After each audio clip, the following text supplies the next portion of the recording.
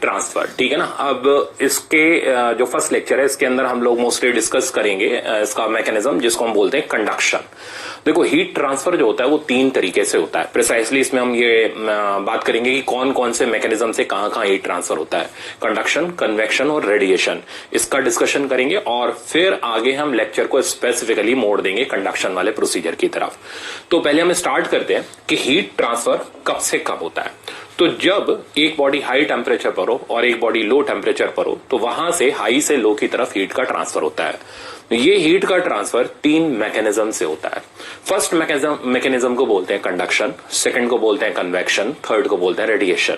बहुत से बच्चों के दिमाग में ये मिसकंसेप्शन रहता है कि कंडक्शन सिर्फ सॉलिड के अंदर अकर करता है। नहीं, कंडक्शन में क्या होता है, हीट एक पार्टिकल से दूसरे, दूसरे से तीसरे, तीसरे से चौथे and up to so on आगे बढ़ती है।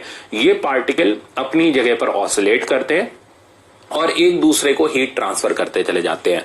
तो पार्टिकल टू पार्टिकल हीट के ट्रांसफर का जो मैकेनिज्म होता है उसको बोलते हैं कंडक्शन। ये सॉलिड में भी अकर कर सकता है, अब सुनो कितना काम का चीज है, लिक्विड में भी अकर कर सकता है, गैस में भी अकर कर सकता है। अब आप कहोगे कैसे, तो देखो, सॉलिड में मॉलिक्यूल पास पास होते हैं। जैसे ही आपने हीट सप्लाई करी, मान लो मेरे पास आयरन की रॉड है, तो एक पार्टिकल दूसरे को हीट देगा, दूसरा तीसरे को हीट देगा, तीसरा चौथे को, हाँ, कोई भी पार्टिकल अपनी प्लेस नहीं छोड़ेगा। तो इस तरीके से heat particle to particle transfer होते हुए मेरे हाथ तक पहुंच जाएगी, है ना। और धीरे धीरे ये वाला हिस्सा गर्म होना शुरू हो जाएगा। इसी तरीके से लिक्विड के मॉलिक्यूल भी ऑसिलेट तो कर ही सकते हैं। हाँ, लिक्विड के मॉलिक्यूल थोड़ा दूर दूर होते हैं सॉलिड के कंपैरिजन में, इसलिए कंडक्शन से हीट ट्रांसफर उनमें थोड़ा कम होता है। हाँ, ये हम बोल सकते हैं कम और ज्यादा। तो सॉलिड में ज्यादा होता है, ठीक है ना, लिक्विड में कम होता है। गैस में मॉलिक्यूल और ज्यादा दूर दूर होते हैं, फ्री होते हैं, तो कंडक्शन के थ्रू उनमें हीट ट्रांसफर और ज्यादा कम होता है। पर हाँ, ये जरूर बोलेंगे कंडक्शन से हीट ट्रांसफर सॉलिड में भी हो सकता है, लिक्विड में भी हो सकता है, गैस में भी हो सकता है। इसमें होना ये चाहिए पार्टिकल टू पार्टिकल हीट का ट्रांसफर हो और पार्टिकल अपनी एक पोजीशन पर ऑसिलेट करे और दूसरे पार्टिकल को हीट ट्रांसफर करे। तो एक बार इस चीजों को हम एक जगह पर हाईलाइट करके समझते हैं। तो conduction, heat flow from hot end to cold end, particle of the medium simply, medium का प्रेजेंट होना जरूरी है, ठीक है ना, simply oscillate but do not leave their place, ठीक है ना। ये किसमें अकर कर सकता है, दिस में अकर इन सॉलिड, ये ध्यान रखना, कंसेप्चुअल में पूछा जाता है, as well as liquid as well as gas, ठीक है। तो ये मैकेनिज्म से हीट तीनों में ट्रांसफर हो सकती है, सॉलिड, लिक्विड और गैस में। कन्वेक्शन की बात करते हैं। कंडक्शन में पार्टिकल जगह नहीं छोड़ सकते, सिर्फ ऑसिलेट कर सकते हैं। कन्वेक्शन में पहले प्रैक्टिकल एग्जांपल दूं, मान लो आपने एक बर्तन में पानी रखा और गैस के ऊपर गर्म करना स्टार्ट किया, तो पानी के मॉलिक्यूल हीट एब्जॉर्ब करेंगे, कंडक्शन तो लगेगा ही लगेगा, बट जो मॉलिक्यूल हीट एब्जॉर्ब करेगा वो अपनी प्लेस छोड़ देगा, ऊपर चला जाएगा, ठंडा मॉलिक्यूल उसकी जगह पर आ जाएगा। यानी पार्टिकल ऑसिलेट तो कर ही रहे हैं, कंडक्शन तो हो ही रहा है, बट साथ साथ में पार्टिकल अपनी जगह भी छोड़ रहे हैं। तो जब पार्टिकल का मूवमेंट स्टार्ट होता है तो इस प्रोसीजर को बोलते हैं कन्वेक्शन। सिमिलरली गैसियस मीडियम की अगर हम बात करें तो अर्थ का टेम्परेचर जैसे जैसे बढ़ता है गर्मियों में, तो सरफेस का टेम्परेचर राइज करा, एयर जो सरफेस के कांटेक्ट में आई उसके मॉलिक्यूल ने हीट एब्जॉर्ब करी, उसकी डेंसिटी कम हुई, ऊपर चले गए, ठीक है ना, ठंडी हवा नीचे आ गई, तो एक सर्कुलेशन स्टार्ट हो गया। तो जब पार्टिकल्स सर्कुलेट करते हैं, मूव करते हैं, तो इस प्रोसीजर से जो हीट ट्रांसफर होती है उसको हम बोलते हैं कन्वेक्शन। कन्वेक्शन यहां नहीं अकर करता, ठीक है ना। तो सॉलिड में कन्वेक्शन नहीं होता क्योंकि सॉलिड में पार्टिकल अपनी जगह नहीं छोड़ते। तो कन्वेक्शन अकर करता है सिर्फ लिक्विड एंड गैस में, ठीक है। तो लिक्विड और गैस के अंदर ये जो कन्वेक्शन होता है वो अकर करता है। अब बात करते हैं रेडिएशन की। तो रेडिएशन क्या होता है, heat flows without any medium, तो बिना मीडियम के जब हीट फ्लो करे, अब आपको सर कैसे कर रही है, तो सन से अर्थ तक भी तो हीट आ रही है, बीच में कोई मीडियम तो है नहीं, तो हीट इलेक्ट्रोमैग्नेटिक वेव के फॉर्म में जब फ्लो करती है, ठीक है ना, तो ईएम वेव के फॉर्म में जब फ्लो करती है जिसमें किसी मटेरियल मीडियम की हमें जरूरत नहीं होती और इसका इंफ्रारेड कंपोनेंट जो होता है वो हीटिंग सेंसेशन प्रोड्यूस करता है, तो इस प्रोसीजर को हम बोलते हैं रेडिएशन। तो रेडिएशन से हीट कहां कहां हो सकती है, गैस में हो सकती है एज वेल एज वैक्यूम में हो सकती है, ठीक है। तो ये कुल मिलाकर के हमारे पास पूरा का पूरा स्ट्रक्चर डिफाइन हो गया। तो वो कौन सा मैकेनिज्म है जो तीनों में अगर करता है? कंडक्शन, ठीक है ना, solid as well as liquid as well as gas. हाँ, इसका टेंडेंसी डिक्रीज करता चला जाएगा, सबसे तेज फ्लो सॉलिड में होगा, फिर कंडक्शन के थ्रू लिक्विड में होगा, फिर सबसे कम गैस में होगा, ठीक है ना। और लिक्विड और गैस में कौन अकर करता है? कन्वेक्शन। गैस और वैक्यूम में कौन अकर करता है? रेडिएशन। तो मेरे ख्याल से क्राइटेरिया समझ आ गया होगा। ये बस अभी शुरुआत है, कंपैरिजन है, जैसे जैसे आगे बढ़ेंगे इनकी इंडिविजुअल स्टडी और ज्यादा अच्छी होती चली जाएगी। अच्छा, medium is necessary for conduction as well as medium is necessary for conduction. इसमें कोई मीडियम की रिक्वायरमेंट नहीं होती, ठीक है ना। स्लो प्रोसेस होता है, ये भी स्लो प्रोसेस होता है, ये वेरी फास्ट। इसमें जो ट्रांसफर होता है वो स्पीड ऑफ लाइट से होता है। तो यहां अगर कोई पूछे कि बताओ रेडिएशन में किस स्पीड से हीट का ट्रांसफर हुआ, तो जवाब होगा स्पीड ऑफ लाइट, ठीक है ना, क्योंकि ईएम वेव की स्पीड जो होती है वो स्पीड ऑफ लाइट के ही बराबर होती है। अच्छा, पाथ जो होता है जिगजैग होता है, यहां पर ये कोई सर्टेन पाथ में नहीं फ्लो करती हीट, ठीक है ना। तो हीट फ्लो का जो पाथ मिलता है वो जिगजैग मिलता है। सिमिलरली कन्वेक्शन में भी जिगजैग मिलता है, जबकि ईएम वेव, लाइट वेव ही बोल लो, वो तो स्ट्रेट लाइन में ट्रैवल करती है। तो यहां जो पाथ मिलेगा वो स्ट्रेट लाइन मिलेगा, ठीक है ना। तो conduction take place in solids, ठीक है ना। तो सॉलिड्स में सबसे ज्यादा अकर करता है, ये नहीं बोलेंगे खाली सॉलिड में अकर करता है। Convection take place in fluid, radiation take place in gaseous and transparent media. तो बहुत सा मिसकंसेप्शन स्टूडेंट को ये रह जाता है कि कंडक्शन तो बस खाली सॉलिड में ही लगता है। नहीं, सॉलिड भी, लिक्विड भी और गैस भी, ये ध्यान रखना है। अब चलते हैं कंडक्शन को ही स्पेसिफिकली स्टडी करते हैं डिटेल से। तो कंडक्शन की डेफिनेशन क्या होगी? क्या ये वो प्रोसीजर है जिससे सॉलिड में ही ट्रांसफर होती है? नहीं, तो हम लोग बोलेंगे कंडक्शन वो प्रोसेस होता है जिसमें हीट गर्म हिस्से से ठंडे हिस्से में ट्रांसफर होती है via one particle to other particle, और पार्टिकल अपनी जगह नहीं छोड़ते, फिर चाहे वो सॉलिड हो, चाहे लिक्विड हो, चाहे गैस हो, है ना। कितना हमने ब्रॉड क्लासिफिकेशन कर लिया। अब पढ़ो definition. The process of transmission of heat energy in which heat is transferred from one particle to other particle without dislocation of particle from their equilibrium position is called conduction. सही है, तो अब clear होना चाहिए इसका concept पूरा। तो conduction is a process which is possible in all state of matter. तो जो मैंने बोला था, सॉलिड में भी, गैस में भी और लिक्विड में भी, तीनों स्टेट्स में कंडक्शन के थ्रू हीट पॉसिबल हो सकती है। तो लिख देते हैं हम यहां पर सॉलिड, लिक्विड एंड गैस। अब आगे सुनना, अगली लाइन थोड़ी कंफ्यूजिंग है। In solid only conduction take place. तो ऐसा लग रहा है इस लाइन को पढ़ करके कि यार कंडक्शन तो सिर्फ सॉलिड में होता है। नहीं, in solid only conduction take place. तो सॉलिड के अंदर जो हीट ट्रांसफर होती है वो सिर्फ और सिर्फ कंडक्शन से होती है, क्योंकि उसमें पार्टिकल अपनी जगह नहीं छोड़ सकते। लिक्विड में कंडक्शन और कन्वेक्शन लग जाता है, गैस के अंदर रेडिएशन और हमारा कन्वेक्शन लग जाता है, और कंडक्शन भी लग जाता है उसके अंदर। तो गैस के अंदर तीनों लग जाते हैं, और लिक्विड के अंदर हमारे लग जाते हैं कंडक्शन और कन्वेक्शन, ठीक है ना। और जो सॉलिड होता है उसके अंदर सिर्फ और सिर्फ कंडक्शन से हीट ट्रांसफर होती है। तो आई थिंक अब इस लाइन का मीनिंग क्लियर हो गया होगा कि in solid only conduction take place का मतलब यह है कि सॉलिड बॉडी के अंदर सिर्फ और सिर्फ हीट कंडक्शन वाले प्रोसेस से ही अकर कर सकती है। ये लाइन एनसीईआरटी की है और पता नहीं कितने स्टूडेंट को कंफ्यूज कर चुकी है आज तक, ठीक है ना, पर मेरे ख्याल से अब क्लियर हो गया होगा। In non-metallic solid and fluids, the conduction take place only due to vibration of molecule, therefore they are poor conductor। ठीक है ना, तो मॉलिक्यूल्स के वाइब्रेशन से होता है। अब मॉलिक्यूल जो होते हैं वो अपनी जगह पर फिक्स्ड होते हैं, उनका वाइब्रेशन थोड़ा डिफिकल्ट होता है, इसलिए वो पुअर कंडक्टर होते हैं। जबकि मेटेलिक सॉलिड के अंदर फ्री इलेक्ट्रॉन होते हैं, और फ्री इलेक्ट्रॉन तो भैया फ्री होते हैं, वो तो तुरंत ही दौड़ पड़ते हैं, ठीक है ना। तो जैसे ही आपने उनको हीट प्रोवाइड करी, वो फटाफट से उसने दूसरे को ट्रांसफर करी। फ्री इलेक्ट्रॉन से हीट का कंडक्शन बहुत तेजी से होता है, इसलिए इनको बोलते हैं they are good conductor of heat. ठीक है, तो आई थिंक यहां तक आपको कंडक्शन का सारा बेसिक क्लासिफिकेशन दिमाग में सेट होना चाहिए। तो ये तो कहानी थी। अब न्यूमेरिकल लगाने की स्टोरी क्या होगी, तो इसके लिए हम क्या करते हैं, आ जाओ वेरिएबल एंड स्टेडी स्टेट को स्टडी करते हैं। अब इसका मतलब क्या, बहुत डिटेल से सीखना, यहां फॉर्मूले क्लासिफाई होंगे, फिर उनका एप्लीकेशन हम देखेंगे। तो ये मैंने एक सॉलिड रॉड ले ली, देख रहे हो ना, सिलिंड्रिकल रॉड, चारों तरफ से इसको हमने इंसुलेट कर दिया। इंसुलेट करने का मतलब, मान लो हमने आसपास वूलन चीज लगा दी ताकि सराउंडिंग में हीट लॉस ना हो। तो ये एक सॉलिड रॉड है, बहुत ध्यान से सीखना इसको। ये वाला हिस्सा हमने हाई टेम्परेचर पर रखा, तो इसका टेम्परेचर TH कर देते हैं। इस हिस्से को हमने ठंडा किया और इसको हमने कम टेम्परेचर पर रखा, तो इसको हम कोल्ड एंड बोल देते हैं। या हमने सराउंडिंग में रख दिया इसको, तब भी ठंडा हिस्सा ही कहलाएगा। बाकी चारों तरफ से हमने इसको इंसुलेट कर दिया ताकि रेडिएशन वगैरह इसके अंदर ना आकर कर पाए, गैसेस के अंदर हीट का ट्रांसफर ना हो, मीडियम के अंदर हीट ना जाए, हीट के लॉसेस ना हो, सीधी सी बात। तो हीट जो फ्लो करेगी वो सिर्फ गर्म हिस्से से ठंडे हिस्से में फ्लो करेगी और वाया पार्टिकल फ्लो करेगी, यानी सिर्फ और सिर्फ कंडक्शन वाला मैकेनिज्म ही काम में आना है। अब आगे सुनो, बीच में हमने बहुत सारे थर्मामीटर लगा दिए, बहुत सारे क्या, 3 थर्मामीटर बेसिकली हमने लगा दिए। यहां पर हम डिस्कस करने जा रहे हैं 2 तरीके की स्टेट। इन स्टेट्स को बोलते हैं हम स्टेडी स्टेट और ट्रांजिएंट स्टेट, ठीक है ना।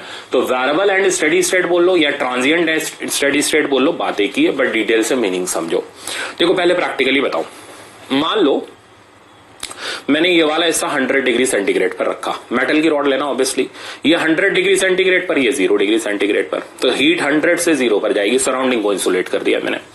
थर्मामीटर 3 जगह पे लगा दिए, तो ये तो तय है कि थर्मामीटर जितने भी लगे होंगे बीच में उनका टेम्परेचर 100 से ज्यादा नहीं होगा और 0 से कम नहीं होगा, है ना। ये तो नहीं हो सकता कि थर्मामीटर का टेम्परेचर 100 के पार निकल जाए भाई, जब डिफरेंस ही 100 - 0 का है, 100 के ऊपर जाने का चांस नहीं है और 0 के नीचे आने का चांस नहीं है। तो ये जो बीच में थर्मामीटर लगे हुए हैं, इनका टेम्परेचर TH और TC के बीच में ही रहेगा, इसके अलावा कम नहीं होगा। तो सबसे पहले हम बात करते हैं वेरिएबल स्टेट। ये ध्यान से सुनना, इसमें कोई फॉर्मूला नहीं बनता बट कंसेप्चुअल बनता है। वेरिएबल स्टेट और ट्रांजिएंट स्टेट। देखो इसमें क्या होता है, जैसे ही हम टेम्परेचर डिफरेंस इस रॉड के क्रॉस सेक्शन के क्रॉस अप्लाई करते हैं, ठीक है ना, हीट का फ्लो स्टार्ट हो जाता है। कहां से कहां की तरफ, गर्म वाले हिस्से से ठंडे वाले हिस्से की तरफ। तो as temperature difference is applied, heat flows from hot end to cold end, ठीक है ना। और rate of flow of heat energy, जिसको हम बोलेंगे delta Q by delta T, अलग अलग जगह पर अलग अलग होता है। तो यहां delta Q by delta T, इस क्रॉस सेक्शन का नाम 1 कर दिया। यहां delta Q by delta T, इस क्रॉस सेक्शन पर हमने नाम 2 कर दिया। और यहां delta Q by delta T, इस क्रॉस सेक्शन पर हमने नाम 3 कर दिया। तो इनिशियल स्टेट या ट्रांजिएंट स्टेट में जैसे ही टेम्परेचर डिफरेंस अप्लाई किया जाता है, rate of flow of heat energy is different at different place. तो पहला point, rate of flow of heat energy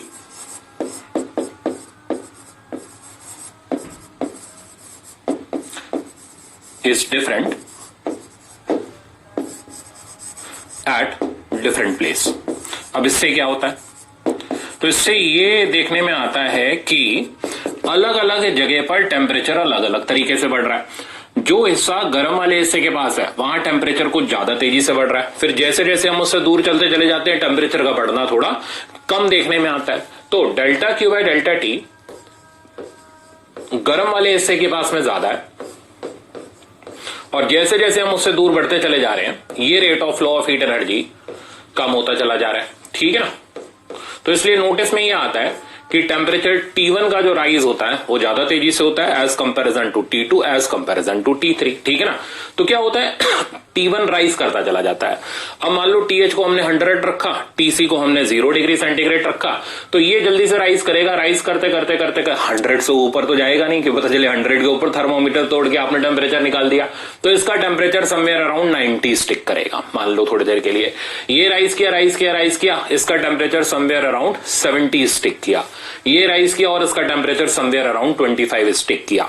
तो कुछ देर बाद, ठीक है ना, कुछ देर बाद हम ये नोटिस करते हैं कि इन थर्मामीटर का टेम्परेचर फर्दर राइज होना बंद हो जाता है और एक कांस्टेंट स्टेट अटेन कर लेता है, जिस स्टेट को हम स्टेडी स्टेट बोलते हैं। तो अब हम आते हैं दूसरी स्टेट पर, ठीक है ना, जिसका नाम होगा हमारा स्टेडी स्टेट। और इस स्टेडी स्टेट में क्या होगा, तो आफ्टर लॉन्ग टाइम, ठीक है ना, या आफ्टर सम टाइम भी बोल सकते हो आप। तो after some time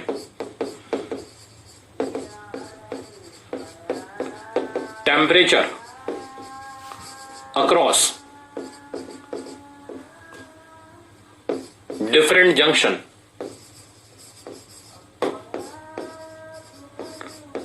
attains constant value, ठीक है, और फर्दर राइज नहीं हो रहा। तो क्या हीट ने फ्लो करना बंद कर दिया? नहीं, अब हीट के फ्लो का जो रेट है, तो now rate of flow of heat energy, तो rate of flow of heat energy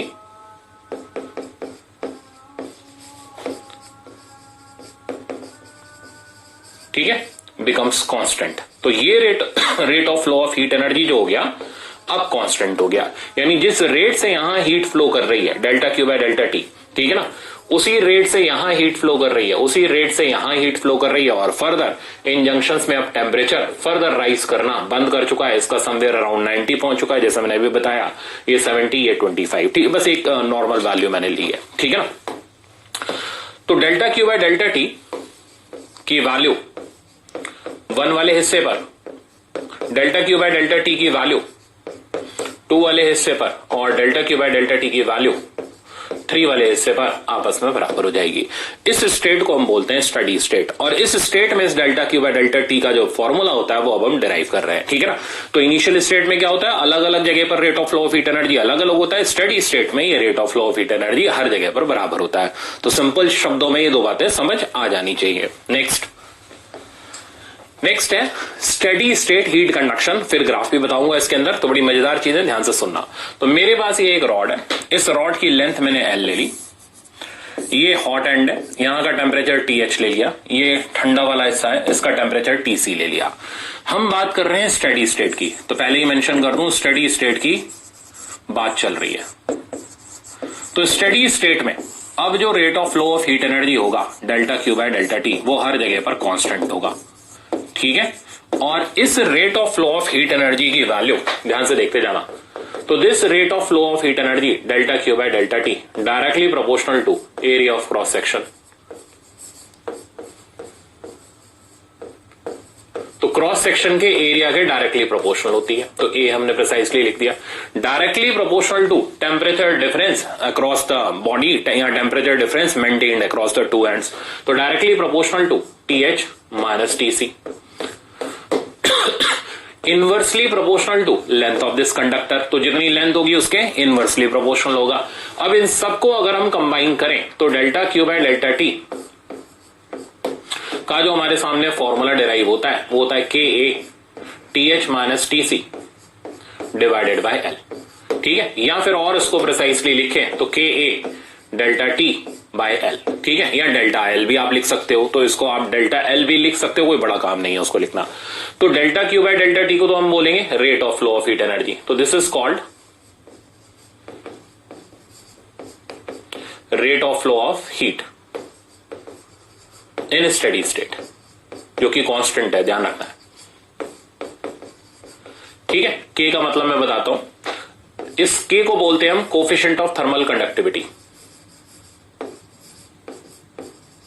ये मटेरियलिस्टिक प्रॉपर्टी होती है, मतलब मटेरियल चेंज होगा तो थर्मल कंडक्टिविटी चेंज होगा। यूनिट भी अभी बताता हूं। ए आप समझिए एरिया ऑफ क्रॉस सेक्शन है, ये जो delta T by delta L लिखता हूं मैं जानबूझ के इसको, तो delta T by delta L यानी change in temperature across length, इसको बोलते हैं टेम्परेचर ग्रेडियंट। तो this is called temperature gradient, ठीक है। तो अब हमारे सामने पूरा का पूरा फॉर्मूला जनरेट हो चुका है, delta Q by delta T equals to KA delta T divided by L। अब ये बोलने में यार बड़ा ना डेल्टा T इधर भी है, डेल्टा T इधर भी है, तो बोलने में बड़ा कंफ्यूज कर रहा है, ठीक है ना। तो इसको हम क्या करते हैं ना, इस तरीके से मॉडिफाई कर लेते हैं, delta Q by delta T equals to KA delta theta by L। अब थोड़ा सा बोलने में अच्छा लग रहा है, ठीक है ना। Delta theta change in temperature बता रहा है, L उसकी लेंथ हो गई जिसके अक्रॉस वो बता रहा है, ठीक है ना। K हो गया coefficient of thermal conductivity, A हो गया एरिया ऑफ क्रॉस सेक्शन। अब इस कोफिशिएंट ऑफ थर्मल कंडक्टिविटी का यूनिट, ये भी एक बार आपके IPMT में पूछ लिया गया था, तो K का यूनिट यहीं से डिराइव करते हैं। डेल्टा Q का यूनिट हो गया जूल, T का यूनिट हो गया सेकंड, एरिया का यूनिट नीचे आ गया मीटर स्क्वायर, लेंथ का यूनिट ऊपर चला गया मीटर, डेल्टा थीटा हम डिग्री सेंटीग्रेड में ले लेते हैं या केल्विन में ले लो आप, कोई फर्क नहीं पड़ता, ये मीटर से मीटर कैंसिल होगा, यानी जूल पर सेकंड, ठीक है ना, मीटर और डिग्री सेंटीग्रेड या केल्विन। जूल पर सेकंड हो गया वॉट, तो वॉट पर मीटर डिग्री सेंटीग्रेड और वॉट पर मीटर केल्विन। ठीक है, तो इनमें से आप एसआई सिस्टम ऑफ यूनिट में किसी को भी ले सकते हो, वो डिपेंड करता है डेल्टा थीटा हमने सेंटीग्रेड में लिया था डिफरेंस या केल्विन, वैसे तो दोनों में डिफरेंस की वैल्यू चाहे सेंटीग्रेड में लो चाहे केल्विन में लो बात बराबर रहती है। अब मैं क्या करने जा रहा हूं, ठीक है ना, इसमें हम लोग एक ग्राफ प्लॉट कर रहे हैं और ये ग्राफ हम प्लॉट करने जा रहे हैं कि रॉड के अक्रॉस ये जो टेम्परेचर होगा ये टेम्परेचर कैसे फॉल करेगा लेंथ के अकॉर्डिंग। मेरे कहने का मतलब ये है कि मान लो गर्म वाले हिस्से से हम x डिस्टेंस पर आ गए और इस जगह के टेम्परेचर को जनरली मैंने t कर दिया, तो ये t x के हिसाब से कैसे वेरी करेगा, variation of t with x हम कैसे निकालें, इसका प्रोसीजर क्या होगा, तो सीखते हैं। तो variation of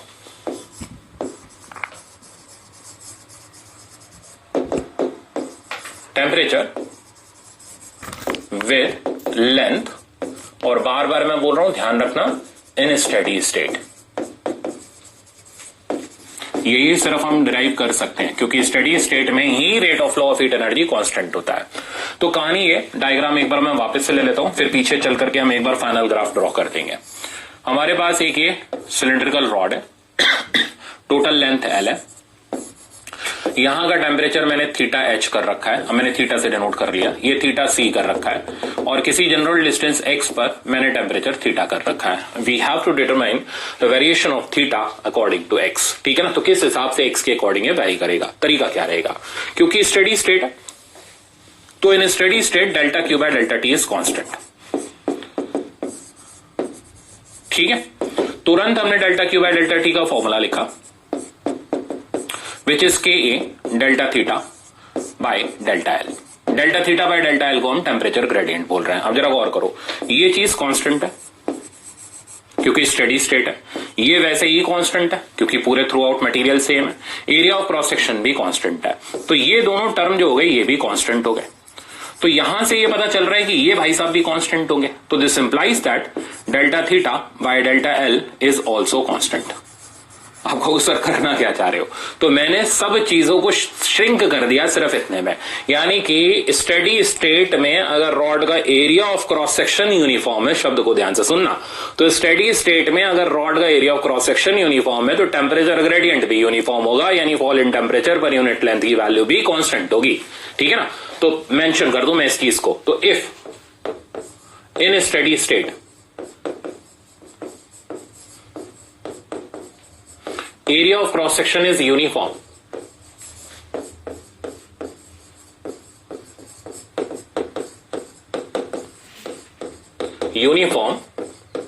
then temperature gradient is also constant। बस यही हमारा मेन हथियार बनेगा, यानी delta theta by delta L का वैल्यू कांस्टेंट करके हम सब निकाल लेंगे। देखो कैसे तो यहां से यहां के बीच में लगाते हैं delta theta by delta L, तो theta H minus theta C by L. ये याद रखना, डेल्टा थीटा लिखते वक्त हम हाई माइनस लो लिख रहे हैं, ठीक है ना, ताकि ये मैग्नीट्यूड हमेशा पॉजिटिव रहे।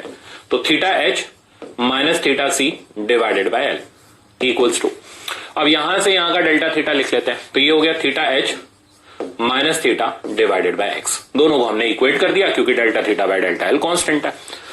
इनको इधर ले जाए तो theta H minus theta C by L times X, ठीक है, plus sorry equals to theta H minus theta. हमें थीटा का एक्स के साथ वेरिएशन चाहिए, तो थीटा को इधर लाते हैं और इस टर्म को इधर लाते हैं। इधर आने पर यह टर्म माइनस का आ जाएगा, theta H minus theta C by L times X plus theta H. अब आप चेक करो, थीटा वर्सेस एक्स का ग्राफ आपके सामने है। थीटा वाई एक्सिस पर, एक्स ऑब्वियसली एक्स एक्सिस पर, स्लोप इसका नेगेटिव आ रहा है, इंटरसेप्ट इसका पॉजिटिव आ रहा है। तो अगर मैं यहां पर ग्राफ को प्लॉट करूं, थीटा वर्सेस एक्स का ग्राफ, ठीक है ना, डिपेंड करेगा थीटा एच और थीटा सी की रेंज के ऊपर। तो थीटा एच और थीटा सी की रेंज मैंने इस तरीके से बना दी, तो बहुत ध्यान से देखना, स्टार्ट होगा थीटा एच से, ठीक है, और डिक्रीजिंग स्ट्रेट लाइन बनेगी ऐसे, और फाइनली जाकर के जब x की वैल्यू L के बराबर हो जाएगी तो ये थीटा सी के बराबर हो जाएगा। यहां पर x की वैल्यू 0 के बराबर है। तो ये ग्राफ एक स्ट्रेट लाइन ग्राफ है, डिक्रीजिंग स्ट्रेट लाइन ग्राफ है, जिसका स्लोप है माइनस का theta H minus theta C by L. तो कहानी समझ आ गई कि यहां पर स्टडी स्टेट के अंदर, अब इस ग्राफ को यहां पर देख लो, तो टेम्परेचर वर्सेस लेंथ का अगर हम ये ग्राफ बनाए तो इस जगह पर टेम्परेचर TH है, तो ऑब्वियसली TH से डिक्रीज करना स्टार्ट करेगा और TC तक डिक्रीज करेगा, इससे कम हो नहीं सकता। तो इसलिए मैंने ये लाइंस यहां से यहां के बीच में बनाई थी। अब हमें पता चल गया वेरिएशन स्ट्रेट लाइन में हो रहा है, तो जैसे जैसे हम यहां चलते चले जा रहे हैं टेम्परेचर लीनियरली डिक्रीज करता चला जा रहा है और फाइनली इस जगह पर पहुंचने पर टेम्परेचर की वैल्यू TC के बराबर हो गई और इसका जो स्लोप हो गया, इस स्ट्रेट लाइन का जो स्लोप हो गया वो हो गया माइनस का TH minus TC divided by L। तो अब तो मेरे ख्याल से आपको जबरदस्त तरीके से ये ग्राफिकल वेरिएशन आ गया होगा, पर मैं फिर बोल रहा हूं स्टेडी स्टेट के लिए है, ठीक है ना, ट्रांजिएंट स्टेट के लिए नहीं है। तो कुल मिलाकर के हमारे सामने ये एक बेसिक सा रिलेशन आया है, ठीक है ना। इसी रिलेशन को अगर हम डिफरेंशियल फॉर्म में लिखें, ठीक है ना, तो डिफरेंशियल फॉर्म में हम इस रिलेशन को ऐसे लिखेंगे, तो मैं यहां पर सम अप कर दे रहा हूं। तो rate of flow of heat energy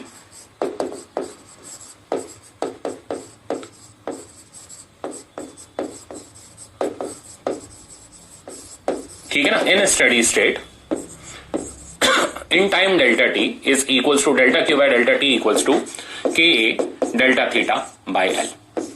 और अगर इसको डिफरेंशियल फॉर्म में लिखें तो इसका डिफरेंशियल फॉर्म कुछ इस तरीके का होगा, delta Q by delta T की जगह आ जाएगा हमारे पास D Q by D T equals to K A, ठीक है ना, और डेल्टा थीटा या फिर आप जो भी टेम्परेचर डिफरेंस ले रहे हो उसके क्रॉस बाय एल। ये डिफरेंशियल फॉर्म के ऊपर अभी मैं आपको एक डेरिवेशन कराऊंगा जिसका नाम है formation of ice in pond. जबरदस्त है, मजे आएंगे उसको सीखने में।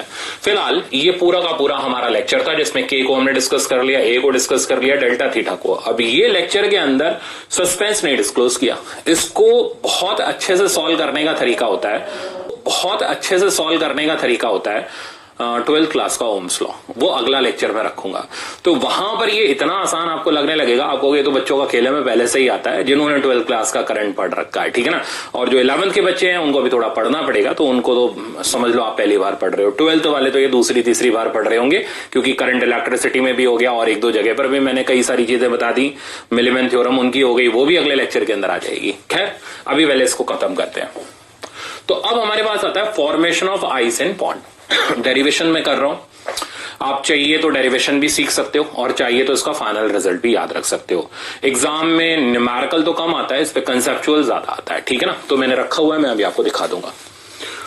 तो जरा कहानी समझो, formation of ice in pond. तो कहानी ऐसी है कि बाहर का टेम्परेचर, सराउंडिंग का टेम्परेचर 0 डिग्री सेंटीग्रेड से कम हो गया, तो ये जो सराउंडिंग एयर है ना, यहां का टेम्परेचर पहुंच चुका है minus theta degree centigrade, negative में टेम्परेचर हो गया। तो ये कोई पॉन्ड है, पूरा तो एकदम से जम नहीं जाता, धीरे धीरे धीरे धीरे समय के साथ साथ इसमें बर्फ जमना स्टार्ट होती है, ठीक है ना। तो जैसे आप देखो लद्दाख वगैरह के अंदर जब टेम्परेचर माइनस में पहुंच जाता है तो लेक्स जो होती हैं फ्रीज होना स्टार्ट हो जाती हैं। ये नहीं पूरी जम जाती है नीचे तक, ठीक है ना, लेयर जमती चली जाती है, ऊपर से नीचे एक अच्छी खासी लेयर जम जाती है, बट नीचे पानी मेंटेन्ड रहता है, ठीक है ना। ऐसा नहीं पूरा का पूरा जम गया, वो तो अंटार्कटिका में भी नहीं जमता। तो formation of ice in pond, तो हम ये देखना चाहते हैं कि आइस जो है पॉन्ड के अंदर कितने टाइम में कितनी थिकनेस के अकॉर्डिंग फॉर्म होगी। तो चलो शुरू करते हैं। तो प्रोसीजर इसका ऐसे स्टार्ट होता है, मान लेते हैं कि एक्स लेंथ तक, ठीक है ना, एक्स लेंथ तक या एक्स डेप्थ तक आइस जम चुकी है। तो इतनी डेप्थ तक आइस का फॉर्मेशन हमने कर लिया है। हम ये dx थिकनेस ऑफ आइस को और जमाने जा रहे हैं, ठीक है ना। अब इसको अगर आप फ्रीज करना स्टार्ट करोगे, बहुत ध्यान से देखना प्रोसीजर, तो ये जो dx थिकनेस ऑफ आइस है, जिसको मैं ये रेड कलर से इंडिकेट कर रहा हूं, जिसको हम जमाने जा रहे हैं, तो ये dx थिकनेस ऑफ आइस क्या करेगी, हीट एनर्जी रिजेक्ट करेगी। तो जो इसने हीट रिजेक्ट करी वो इससे होती हुई और बीच में इस आइस के स्लैब से पास करती हुई सराउंडिंग में जाएगी। तो ये जो बीच में जमी हुई आइस है ना, अब ये इसके लिए रुकावट का काम कर रही है, रेजिस्टेंस का काम कर रही है, यानी इसको और जमने से रोक रही है। तो क्या होता है, इसलिए आइस का फॉर्मेशन पॉन्ड के अंदर स्लो डाउन हो जाता है, क्योंकि जो हीट आइस रिजेक्ट करती है वो आइस के थ्रू होकर के सराउंडिंग के अंदर जानी होती है, और आइस एक बैड कंडक्टर का काम करती है, इतनी जल्दी हीट को कंडक्ट नहीं करती, इसलिए फॉर्मेशन स्लो होता है।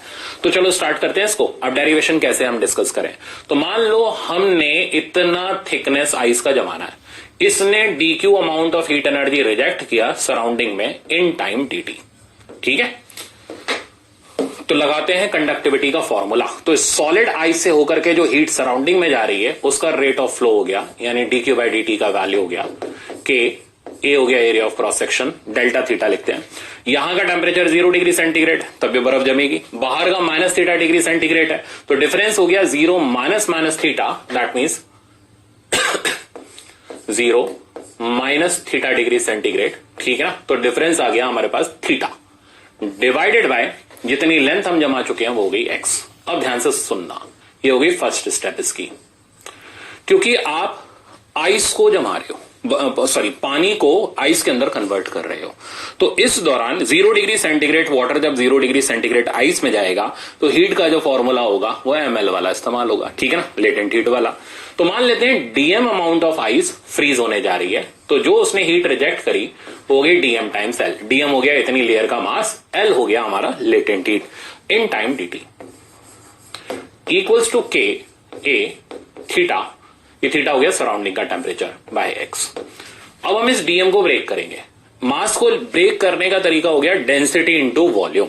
डेंसिटी को हमने रिप्लेस किया अपना रो से, वॉल्यूम इतनी पोर्शन का हो गया एरिया इंटू थिकनेस। तो एरिया a ले लिया, थिकनेस एज यूजुअल dx ले ली, लेटेंट हीट l ले ली, बाय dt टाइम हो गया k a theta by x। यहां से आप चेक करो area of cross section cut गया, इसलिए इस पे डिपेंड नहीं कर रहा कि ये पॉन्ड कौन से शेप का है ना। एरिया ऑफ क्रॉस सेक्शन दाएं से कैंसिल आउट हो गया, तो एरिया ऑफ क्रॉस सेक्शन के ऊपर formation of ice and pond depend ही नहीं करता। तो पॉन्ड रेक्टेंगुलर हो, टेढ़ा सा हो, ठीक है ना, तो हमसे पूछ कर तो होना नहीं है, तो जैसा भी हो formation of ice and pond के लिए रिजल्ट वैलिड है, ठीक है।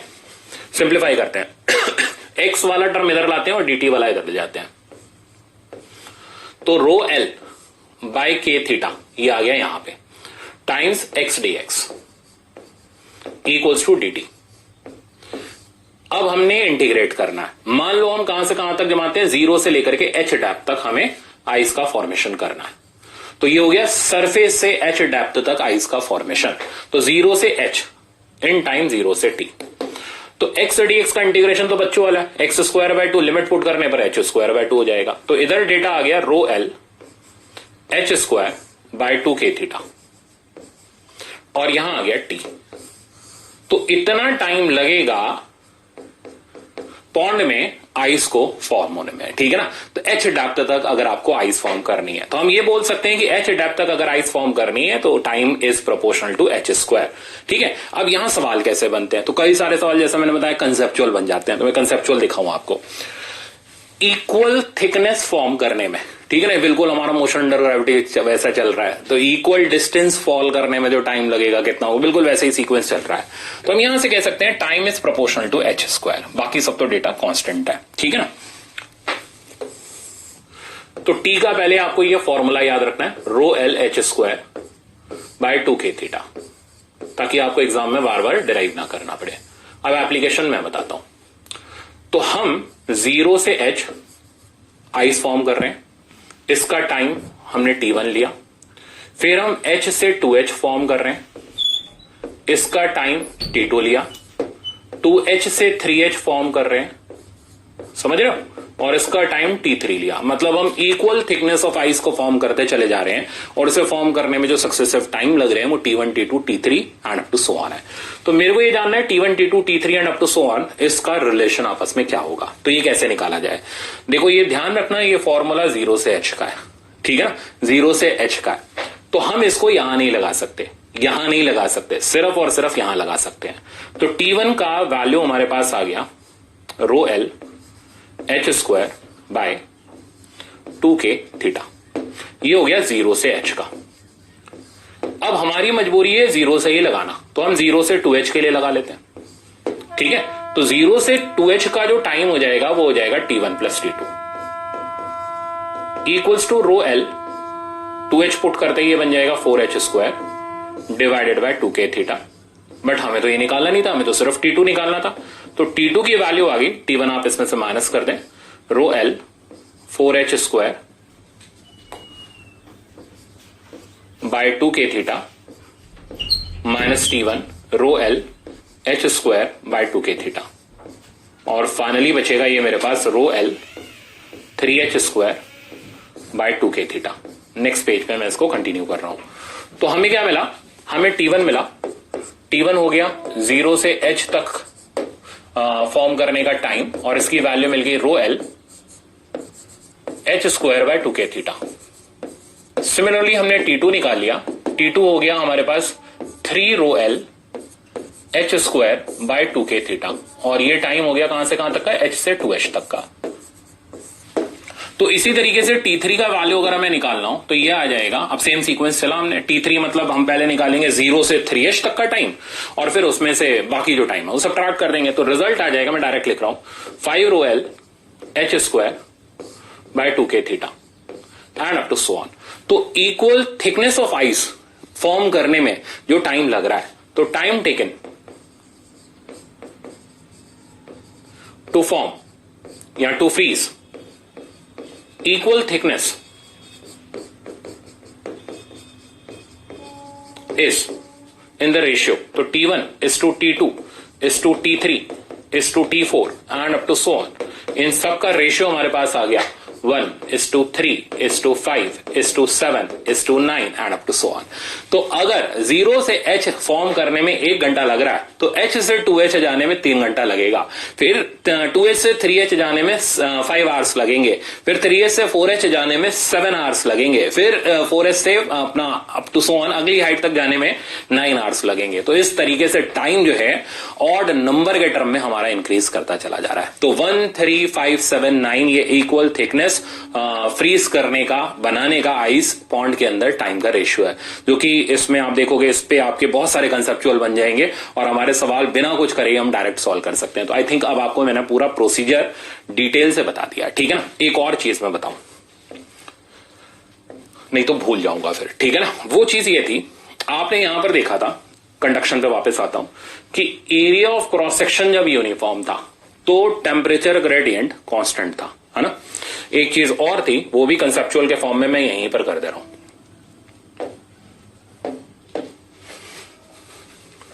Variable area of cross section, ये भी कई बार न्यूमेरिकल में बन जाता है, न्यूमेरिकल नहीं सॉरी कंसेप्चुअल में।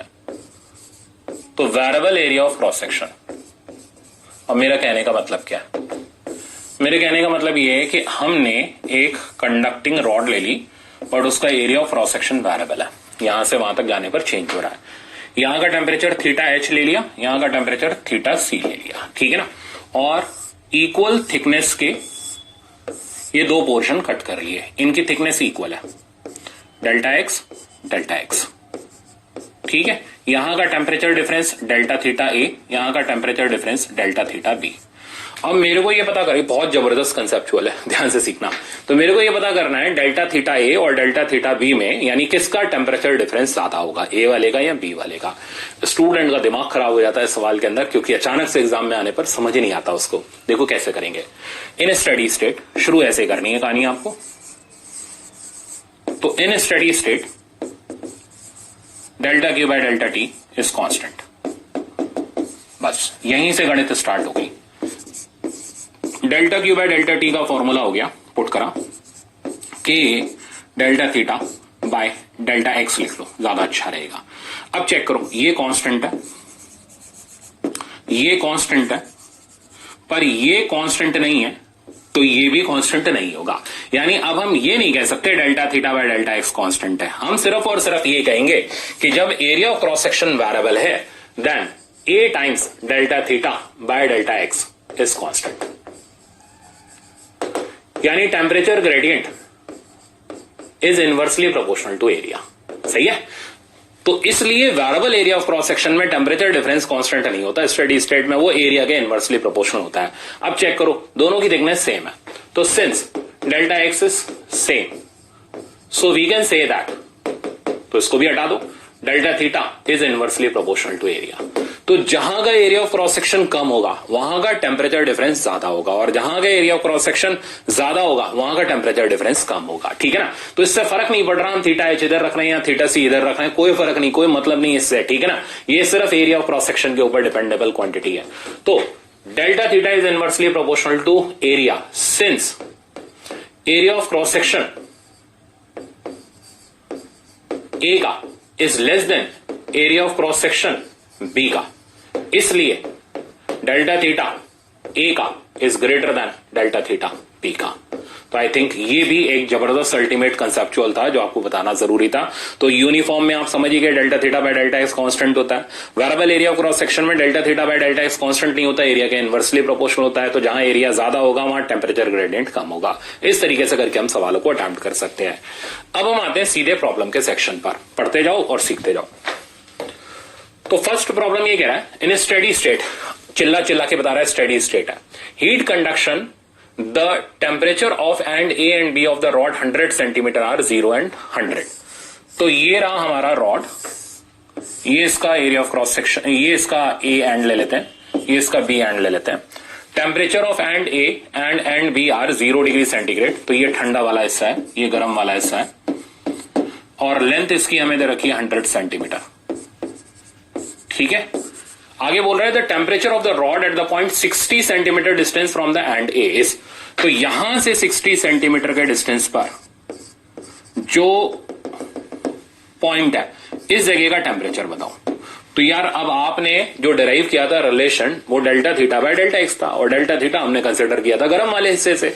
तो यहां पर दे रखा है ठंडे वाले हिस्से में, इसलिए स्टूडेंट कंफ्यूजन में आ जाता है। तो आप फट से ये लिख लो।